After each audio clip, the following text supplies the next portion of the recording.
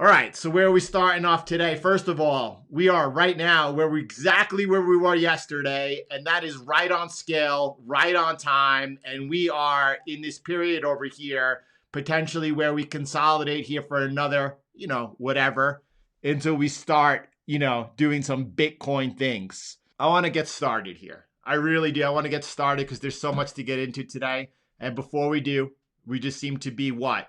Right on time. Everyone has the awareness we need. We're going to be able to tighten this up and look a little bit further towards the end of the stream about the potential, what happens at the peak of wave 2 over here. Not just yet, right? This is what I want to start off with over here because it's time to buckle up. You remember in September, and by the way, in September, people were kind of feeling it. You remember we were coming down in the correction of wave 1. People were concerned. People didn't know what was going to happen. And we pointed out the seasonality of Bitcoin, what happens in October. And November is bigger than October. And what happened? Because, we're here towards the last days of October. We could go ahead and take a look at it. And we could say, wow, Bitcoin did Bitcoin things. Life-changing opportunities just ahead. Few will make it. Many of them will be CTM trained. There's nothing truer out there. There's nothing truer out there. I think that if you look around and you look at the whole space, those with the greatest chance of success are those that are CTM trained. Now, I know as you look around right now, everyone looks and sounds like an expert. I truly understand that. Most of those people that are out there looking like experts, not all of them, most of them have been influenced by what we have done here. That's truth. Now, everyone, and there were a lot of people, remember what happened back during the summer. Remember as Bitcoin was gapped down to 30,000 and then all of a sudden people are like, oh, the charts don't lie. Bitcoin's bearish and I'm selling Bitcoin here so I could try and make more money because I want to get more Bitcoin. You got to remember who made what mistakes and when they made them and who was right. Because right now everyone looks like and talks like they're an expert. It's not the case. And we're going to find out again over the next couple of months who got it right. What are we looking at and where are we going? This is what I want to get to into today because right where we are right now is we are in the middle of wave 2 and we are approaching that potential point of liftoff. This remains the base case. This, by the way, was set up coming from May, the end of May into June, meetings with Ted and Ian and waiting for that mid-cycle low to be put in so that we could go ahead and line up the price action coming into cycle peak way ahead of everyone, even though everyone makes it look like they got it all along. And now, we're here right on time on this important wave. And as we go further, it's going to become just as important because we need to see what the potential price action is as we come into the correction of wave 2 and what that looks like and whether or not we do in fact go into liftoff. Before then, trying to come up with a different base case would frankly just be ridiculous. It doesn't make any sense. You have to stick with what seems to be the most probable. It gets really complicated out there. I'm going to do my best to simplify right now. By the way, the quickest that I could go ahead and divert from the most probable case would be some point in November, in the middle of November. And that would be the earliest. Maybe it would take till late November. But right now that's not possible. All right, I want to focus and make sure everyone's focused right now a little bit here on the bear market. What's interesting, I want to talk a little bit about market dynamics, the mindset of different participants. That's building off of, what we've seen happen in the past. By the way, this is the base case and we can't change it until we see something different happening. What I want to talk about from here on in is assuming this continues to play out. Assuming that we continue to see the seasonality that we've seen so far in every Bitcoin 4-year cycle, and assuming this one is not different until it's proven to be different and the cycle breaks. Assuming that this is all the same, I am going with a high degree of probability that we are going to see the bear market structure play out as we've seen before in similar fashion until it doesn't. I've always said to you, the risk once you exit Bitcoin is not owning Bitcoin. And that is something not to be taken lightly at all. I am going to be hyper focused. You all know how focused I always am. In the bear market, I am going to make sure that each one of us has the awareness we need at all times to stay protected because things could happen differently this time. Now, I've also talked about to you why I believe in 2022, we could see some pressure on the markets overall. Don't forget, it is the macro spearheaded by the Federal Reserve. As it is, the US dollar right now is the world reserve currency of the world.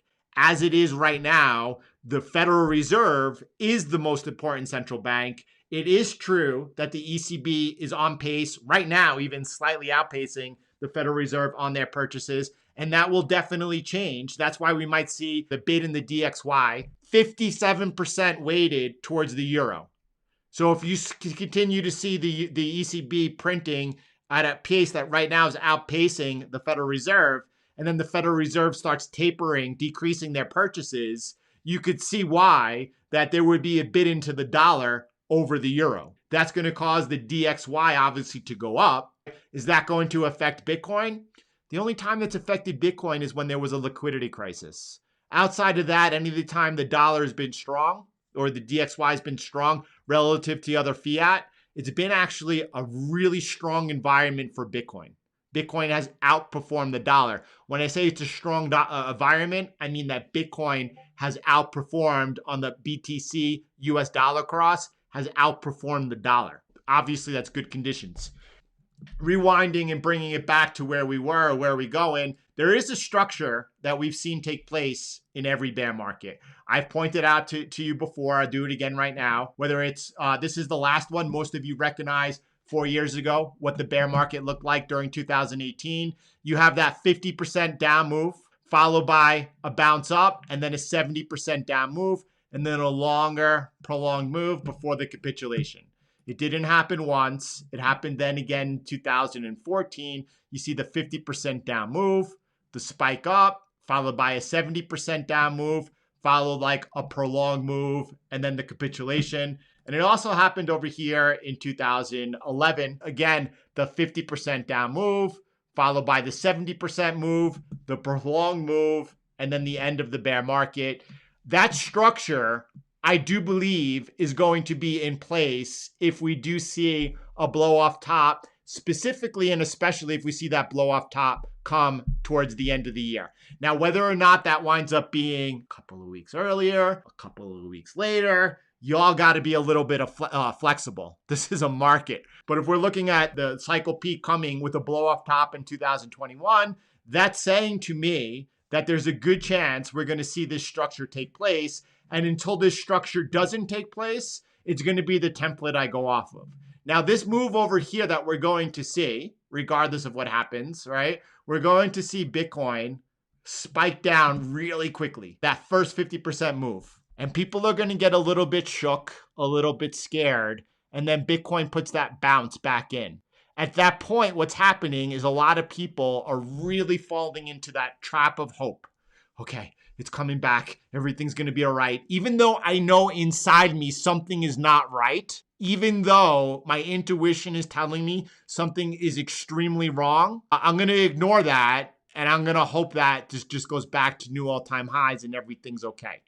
A lot of people in this particular market makeup, this is going to be really difficult, this bounce over here this time, because a lot of people, and maybe they're right, which is why we're going to make sure we protect ourselves, that this market is actually going to recover and actually go, you know, like people talk about, Bitcoin might peak somewhere around $200,000 in December, and then in the first quarter of 2021 go to $400,000.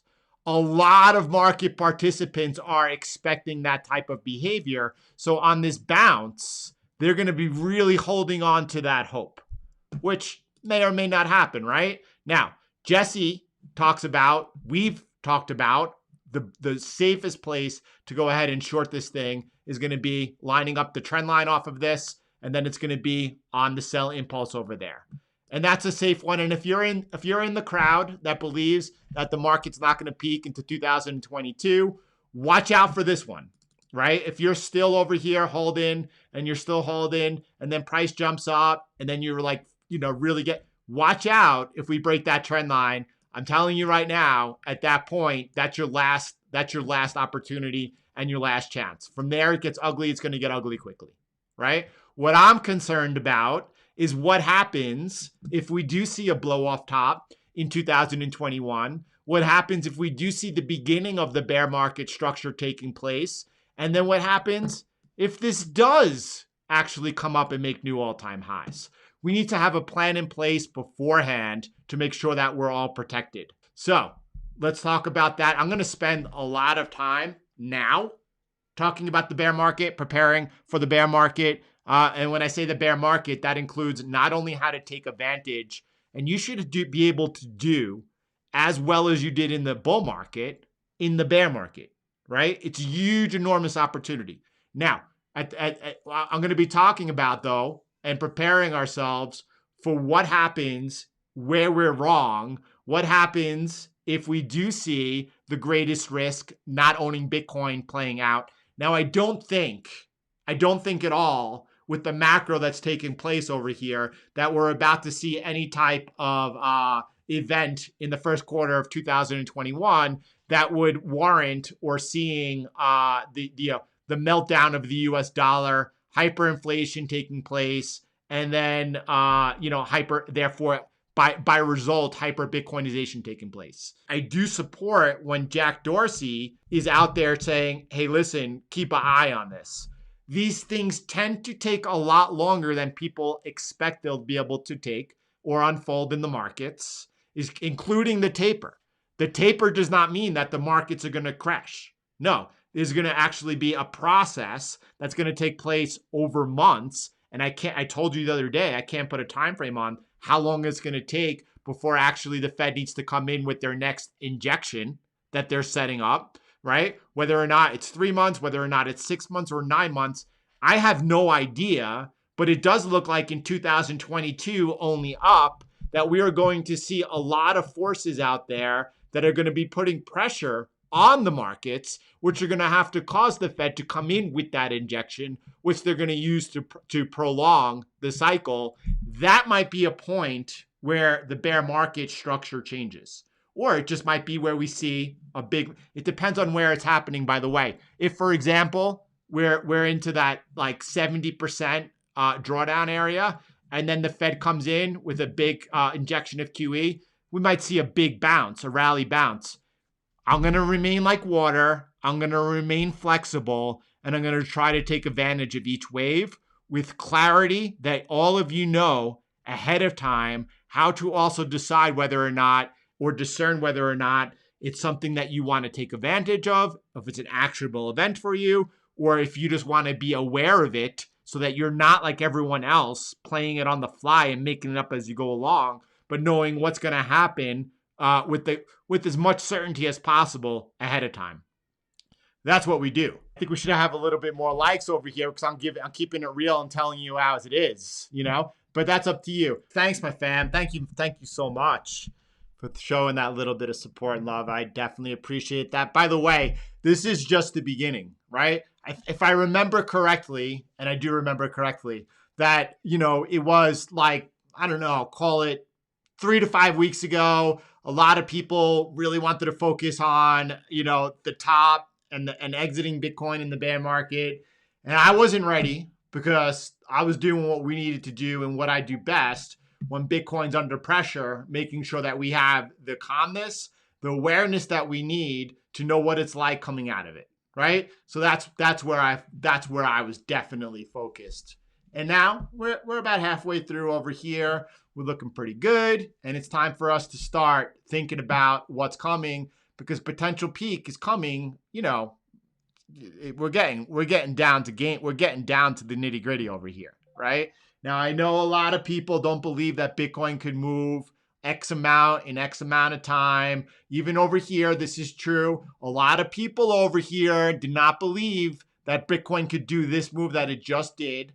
Bitcoin continues doing Bitcoin things on Bitcoin's time, and we go with that until it breaks. That's the advantage of having a model. The Professor Ian knows well enough. The advantage is when something is not right?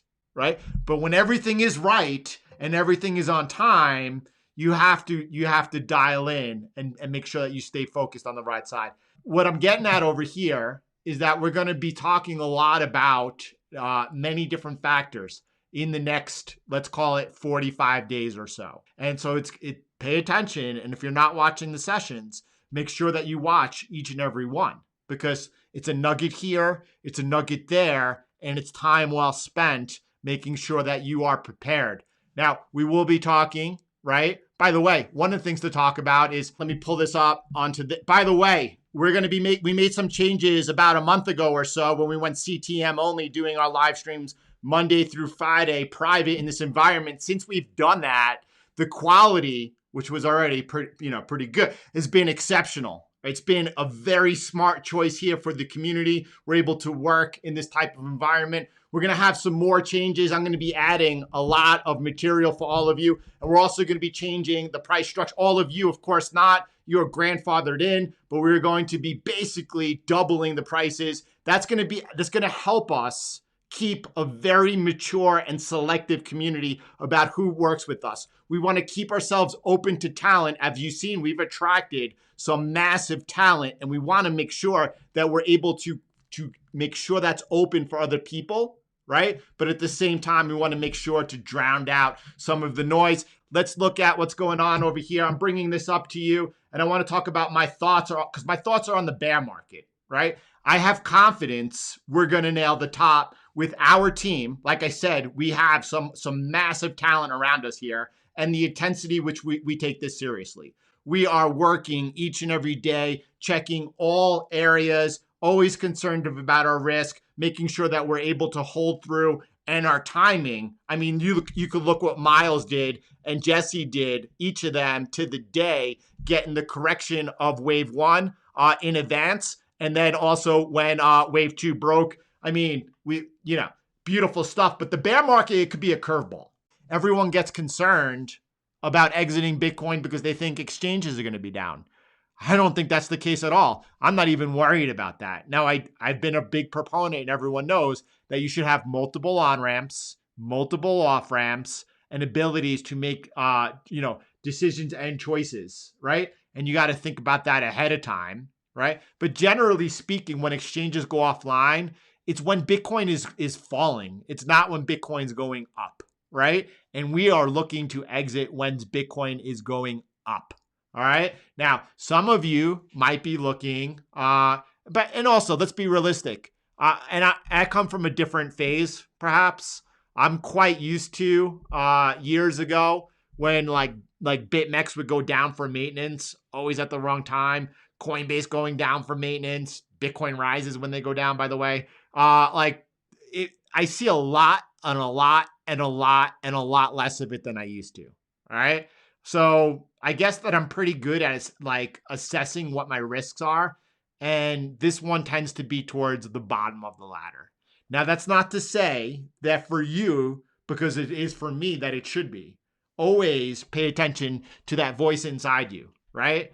Always listen to it. And if something is not has you uncomfortable, do whatever you can to think through it, to have a backup plan and different options. But at the same time, be easy and don't overthink it. Don't overthink it. You all see how adaptable and flexible I am to the markets. You got to be easy. That's one. Number two, there's a couple of things I want to talk about. I don't even know how we're getting there. So let's find out. Tanya, this is absolutely the time that we need to start preparing not only for the bear market, how to trade out of the bear market, how to be protected if something different happens during the bear market. And someone mentioned, which I'm trying to scan and see, they said that with the current macro conditions, they could see less. To me, with the timeline, I would think that a shorter bear market because of QE is more likely than a longer bull market. Right. That's the camp that I'm in until proven wrong and need to adjust. But Wes, that's one of the risks that we're going to be looking for in the bear market would be, and most likely the event that would cause that would be not the institution, it would be the Fed, and the Fed doing a huge injection. That could possibly either shorten the length of the duration of the bear market and or just put another big wave in.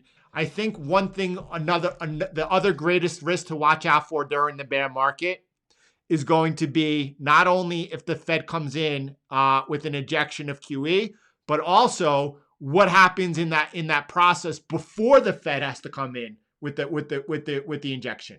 Like the only reason the Fed will come in with the cover to inject more QE would be that if like there was a problem in the markets and the markets were, I don't want to say crashing, but maybe, and if the markets were under pressure, and if the markets are under pressure in order to have to force the Fed to act, Bitcoin in a bear market is going to be getting crushed. So I think that's, I think that's something that a lot of people haven't really thought through when they're focused in on whatever they're focused in on. I'm specifically talking about a lot of the on-chain people. 2022, this time's different, only up and things like that. At the end of the day, it is still the Federal Reserve that is running the show here. And what we said the whole cycle is the most important factor that could derail the bull market. And that's going to be the same thing in the bear market. The one thing that could have the greatest effect on some type of change would be also the Federal Reserve at that point, just to the other side. So you could see, because of pressure, if there's pressure in the equity markets because of tightening. By the way, the Fed might not only taper, they might actually also try to tighten. By tighten, I mean raise rates. And if they do, I don't know.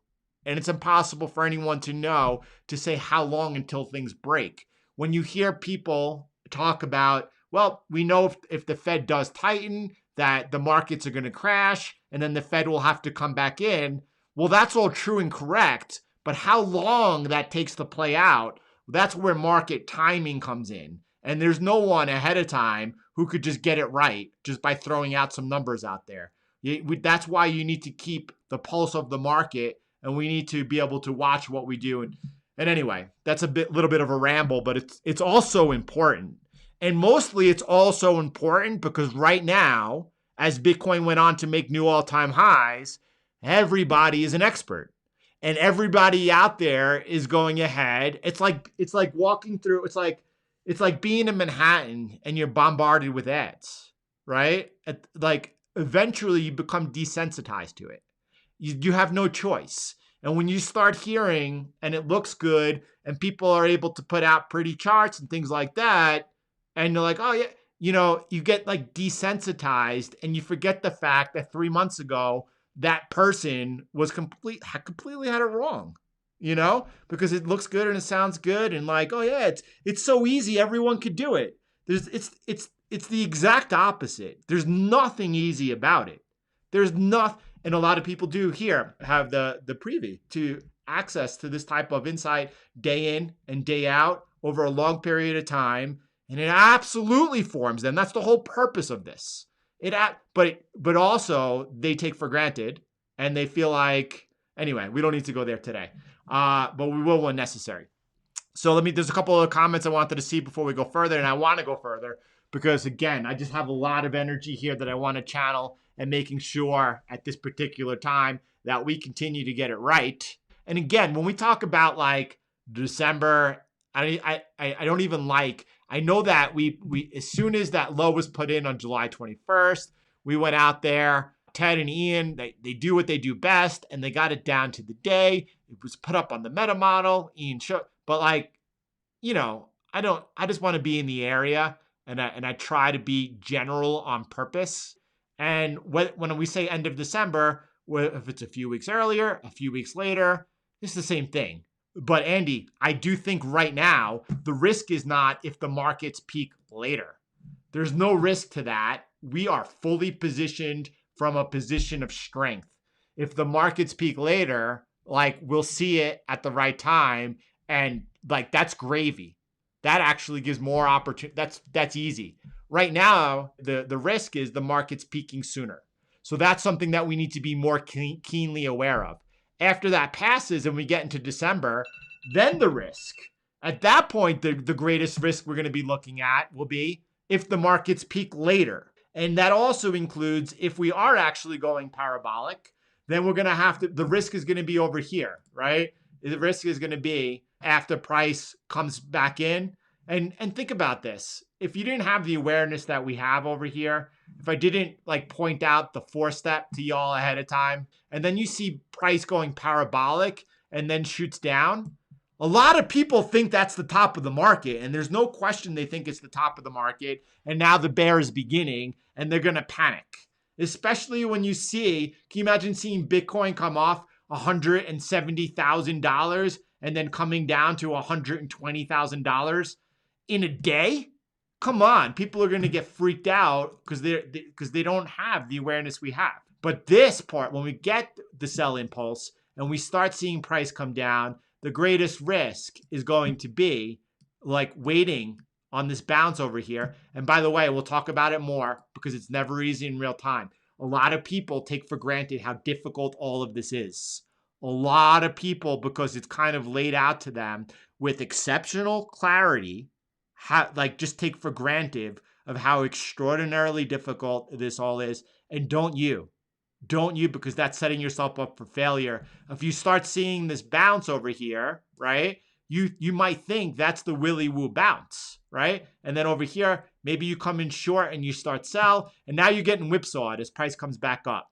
It's going to take the guidance that we offer to get this right, even if that means showing you how and when to protect yourself on both sides, knowing that at this point, you know what? It's better to be protected and be taking those next to neutral positions.